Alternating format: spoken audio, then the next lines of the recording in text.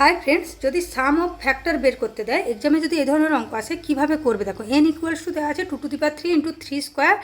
into 5 to the power 1 তাহলে সাম of factor কি করে বের করব প্রথমে এই পোরশনটা নিব তাহলে এটাকে কিভাবে ভাঙবো দেখো প্রথমে 2 টু দি পাওয়ার 0 থেকে শুরু করব 3 পর্যন্ত নিয়ে যাব 2 to the power 0 plus 2 to the power 1 plus 2 to the power 2 plus 2 to the power 3 গুণ ছিল গুণ রাখবো তাই 3 to the power 0 plus 3 to the power 1 plus 3 to the power 2 এরপরে কি করব 5 to the power 0 plus 5 to the power 1 এবার দেখো কত হবে 2 টু দি পাওয়ার 0 মানে কত হবে